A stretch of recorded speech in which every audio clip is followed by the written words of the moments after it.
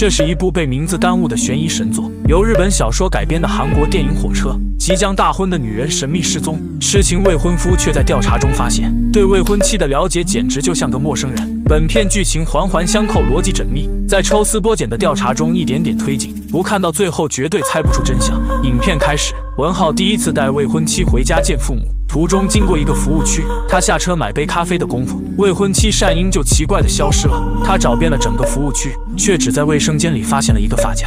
他只好来到警局报警，可警方只是简单做了个信息登记，便让他回家等消息，还说像善英这种成年人，大概率过2天就会自己回来。此刻着急的他向警员发了火，但事情确实没有警方想的那样简单。文浩一回到家，就发现善英早就回来过，甚至还拿走了所有属于他的物品。此情此景，他绞尽脑汁也想不明白，未婚妻为何会突然不辞而别。这时朋友还打电话来烦他，他本不想多说，可朋友正是为了善英打来的。原来几天前，文浩托朋友给善英办了一张信用卡，但很遗憾没能办下来，原因是善英曾有过一次破产记录，这种情况是肯定不能申请信用卡的。当时在服务区的时候，朋友就给善英打电话询问过这事，可当时善英什么话也没说就挂断了，看来他就是因为这件事消失的。但文浩想不通的是，妻子征信有问题，但也不至于逃婚。朋友说正常人都知道，有破产记录是办不了信用卡的。可奇怪的是，善英并不知道自己有破产记录。当晚文浩彻底失眠，回想着和善英的甜蜜过往，始终不明白是哪个环节出了问题。第二天就找到善英工作的地方调查，拿到了善英的入职登记表，发现善英的所有工作履历都是伪造的。带着疑惑到当年给善英办理破产的律师，可律师却告诉他，破产的善英根本就不是他的未婚妻，两人虽然身份证号码一样，但照片根本就不是同一个人。对此律师还很确定，因为2年前他还见过一次善英，当时他是来咨询母亲保险金的事情。这样看来，那就只有一种可能，就是未婚妻冒用了善英的身份。为了查明真相，文浩找到了自己的表哥，他是警局重案组的组长，不久前刚因受贿被停职。他希望表哥能帮忙调查一下善英的身份，表哥也没有让他失望，很快就托同事查到善英以前居住过的地址，还从房东那里找到了一份快递。房东说是善英搬走后收到的，里面除了2瓶化妆品，还有一张美容院的会员卡。表哥根据地址找到了那家美容院，得知善英曾患有皮肤炎症，但是还没治疗好就突然不来了。种种线索整合起来后，表哥发现善英是在同一时间搬家以及放弃皮肤治疗，2个月后又出现在了现在居住的地方，中间就像消失了一段时间。因此他基本可以确定是文浩的未婚妻顶替了善英的身份，真正的善英很有可能已经死了。另外表哥还查到，善英在服务区失踪的当天已经取走了所有账户里的存款，这就表明他压根没打算再回来。不管这个女人是谁，有没有杀了真正的善英，表哥都劝文浩彻底忘记她。可痴情如他又怎肯就此放弃？第2天就去找善英曾经提起过的老家，村里人看见他出事的照片都表示不认识，可对善英这个名字貌似又很忌惮，甚至还有一个男人听后就要揍他。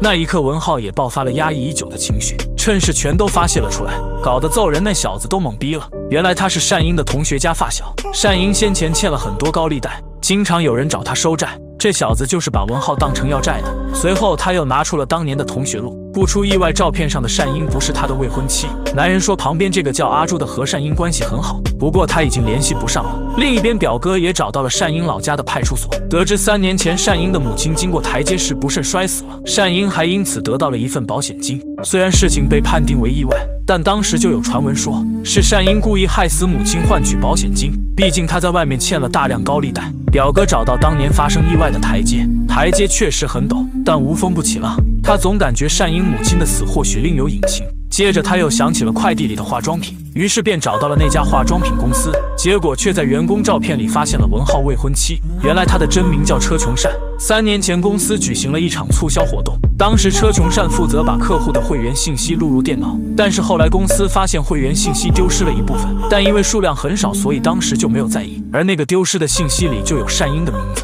这样看来，车琼善就是那时候开始接近善英。接着表哥又找到同事，查出车琼善的母亲已经过世，父亲为了躲避高利贷不知所踪，而且他还有短暂的婚事。最可怕的是，车琼善在化妆品公司的工作记录里有3天的请假记录，刚巧还和善英母亲去世的时间吻合。这样看来，应该是车琼善杀害了善英的母亲，等善英拿到保险金后再将其杀掉。最后再把自己伪装成善英继续生活。但文浩认为这只是表哥的猜测，不死心的他找到了车琼善的前夫，从他那里得知车琼善的父母欠下高利贷跑路了，留下年仅15岁的车琼善住在孤儿院。但没2年，警方就发现了他母亲的尸体，大概率是被放高利贷的所害。父亲依旧下落不明，也就是那个时候，前夫认识了他，并在后来娶她为妻。可债主们很快又找上了门，家里的餐馆无法继续经营，婆婆也一病不起。最让前夫害怕的还是车琼善竟为了逃避债务，诅咒父亲尽快去死，因为人死3年，债务便可消除。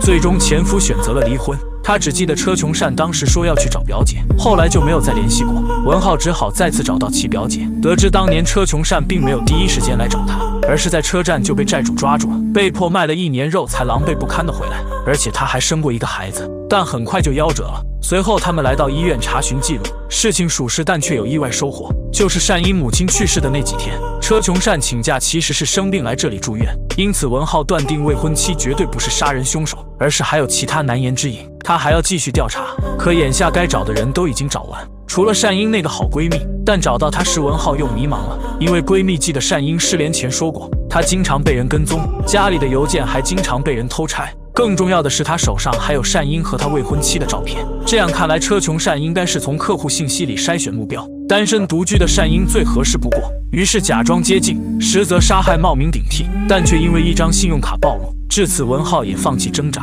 他开始相信未婚妻是杀人犯，可牵扯到命案，表哥却不能就此罢手。他申请调查3年内所有无名女尸，因为只有确认善英尸体的存在，才能立案调查。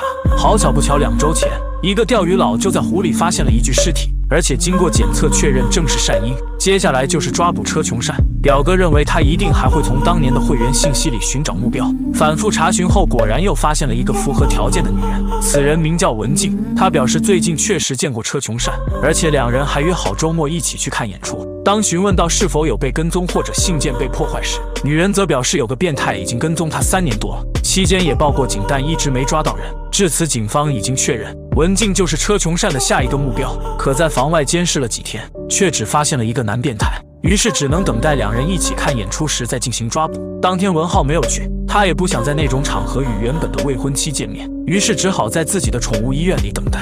看着外面的街道，又不由得想起2人第一次见面的场景，后来成为恋人，一起经营这家宠物医院。店员说有一个女顾客要和朋友出去玩，让店员去车站接一下她的宠物，因为她的信件最近总是丢或者被损坏，所以不放心宠物，让店员帮忙照看一下。这时文浩也想起了那个顾客，单身独居，年纪相仿，车琼善也在这里工作过，所以他肯定是换了目标。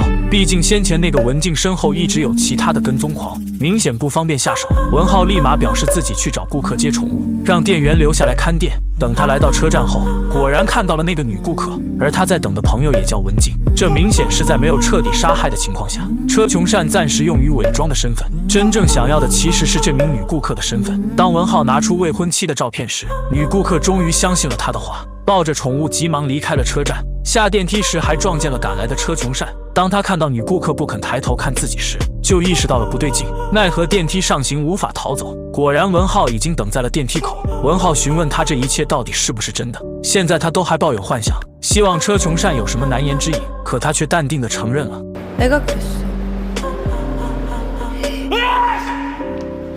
네가 사람이야? 어?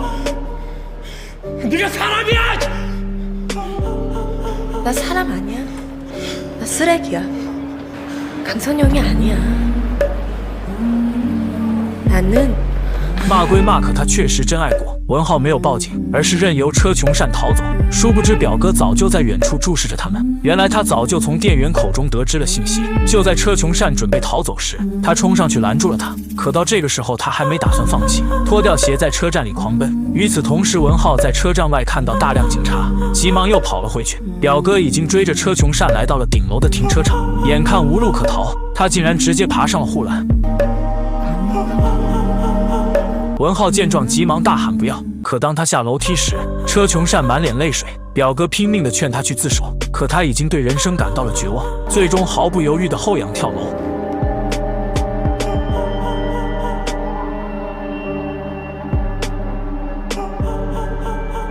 下坠的过程中，他的脑海里闪现出了何文浩的点点滴滴，那段时光绝对是他最幸福的。奈何命运弄人，幸福终究不属于他这样的人，只能以这种方式结束了他悲惨的人生。电影《火车》到此结束，愿天堂没有烦恼。